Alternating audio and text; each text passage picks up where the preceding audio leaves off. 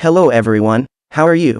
Russia prepares to withdraw from Kherson Oblast, but it won't be easy, says British intel. The Russian command has likely decided to leave the captured territories of Kherson Oblast on the west bank of the Dnipro River, the UK Defence Intelligence Department wrote on Twitter on October 20th. I will give you today's important developments, and I will examine what may occur on the map. If you say no to war, I would appreciate if you like the video and comment. Don't hold back your support and let's show our stance. The recently appointed commander of Russian forces in Ukraine, General Sergei Surovikin, told Russian media on October 18 that a difficult situation has emerged in Kherson Oblast. He endorsed the previously announced plans of the occupation authorities to evacuate the civilian population, UK intelligence said. As the overall operational commander, Surovikin's announcement highlighting negative news about the so-called special military operation is highly unusual. It likely indicates that the Russian authorities are seriously considering a major withdrawal of their forces from the area west of the Dnipro River, the report says. UK intelligence assesses that in case of Russia's decision to retreat, the key challenge for them would be extracting troops and their equipment across the kilometer-wide river in good order. With all the permanent bridges severely damaged, Russia would highly likely rely heavily on a temporary barge bridge it completed near Kherson in recent days, and military pontoon ferry units, which continue to operate on several locations, the British intelligence said. Kherson collaborator Vladimir Saldo announced on October 18 that the residents of the Russian-occupied areas of Kherson Oblast are to be taken to the left bank of the Dnipro River.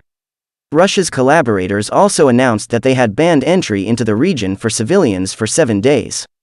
Russia says Philippines should honor military helicopters deal. Russian ambassador says Moscow will fulfill its side of the helicopter contract and it expects the Philippines to do the same.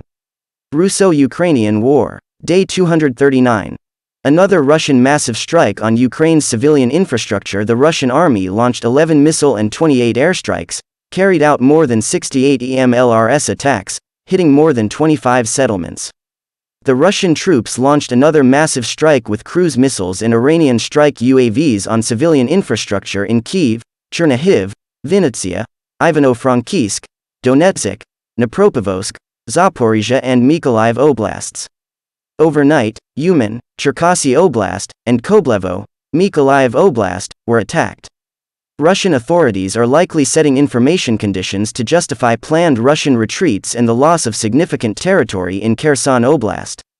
Russian forces are setting information conditions to conduct a false flag attack on the Kakhovka hydroelectric power plant, HPP. Russia continues to use the guise of civilian evacuations as a cover for the mass forced removal of civilians from Russian-occupied areas of Ukraine. Putin declared martial law in the occupied territories. Russian forces continued to conduct limited assaults to recapture lost territory in northeastern Kharkiv Oblast. Russian military officials continued to forcibly mobilize Ukrainian residents of Russian-occupied territories. Moscow has told the Philippine government that it should honor a $215 million deal to buy 16 Russian military helicopters, which the country's former president Rodrigo Duterte cancelled due to fears of possible U.S. sanctions imposed after Russia's invasion of Ukraine.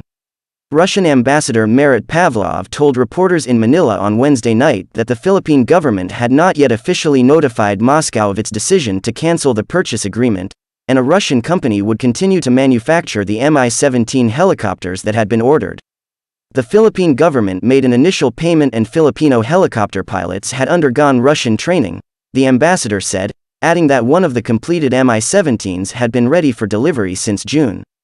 But, unfortunately, it was not accepted by your government, the ambassador told reporters.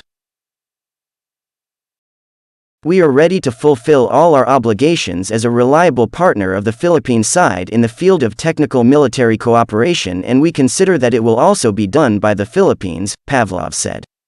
The down payment was made for the start of the assembly operation, so we continue to assemble the helicopters. Because we received the amount of the money, therefore fulfilling all the contractual obligation, the ambassador added, according to local media organization GMA News. This is a very important issue of our bilateral relations, he said. There was no immediate comment from the Philippine government, now led by President Ferdinand Marcos Jr. The decision to cancel the contract was made due to concerns over possible Western sanctions, including possible restrictions that could slow the bank transfers of income that Filipino migrant workers send home from the United States and other Western countries, the Philippine ambassador to Washington Jose Manuel Romualdez said in July. Following Russia's invasion of Ukraine in February, countries that buy Russian defense equipment could face Western sanctions, the ambassador said. Washington could provide similar helicopters, reportedly the Boeing CH-47 Chinook, which the Philippines requires for combat missions, search and rescue, and medical evacuation, for the same price as agreed with Russia. The U.S. would also include maintenance services and parts, terms that were not included in the deal with Russia, defense officials told GMA. In March, the Philippines voted in favor of a UN General Assembly resolution that demanded an immediate halt to Moscow's attack on Ukraine and the withdrawal of all Russian troops. Duterte has expressed concern over the global effects of the Russian invasion, but he did not personally condemn it when he was still president. When Duterte was in office, he nurtured close ties with Russian President Vladimir Putin, whom he once called his idol, and frequently criticized U.S. security policies. The Philippines is a treaty ally of Washington under a 1951 Mutual Defense Treaty which states that both nations will provide support to one another if attacked by an external party. The move could lead to a clampdown on anti-war dissent, censorship of the free press and a further erosion of human rights, with civil liberties suspended. What is happening in Kherson? Russian forces launched mass evacuations of civilians from one of the first major cities they seized in the invasion of Ukraine. A tacit acknowledgement that yet another stinging battlefield defeat may be unfolding for the Russian leader. Ukraine's stunning counter-offensive appears to be bearing down on Kherson, a southern city of more than 250,000 people, with industries and a major port on the Dnieper River. The battle for the city is a pivotal moment for both Ukraine and Russia heading into winter, when cold and difficult conditions could largely freeze front lines until the spring thaw. What had previously been a trickle of evacuations from the city in recent days was becoming a flood. Residents could be seen on Russian state television crowding on the Dnieper's banks, many with small children, to cross by boats to the east, and, from there, deeper into Russian-controlled territory. Text messages warned residents to expect shelling and said buses were being prepared for them to leave, Russian state media reported. Leaflets told evacuees that they could take the weight equivalent of 2 large suitcases, medicines and food for a few days.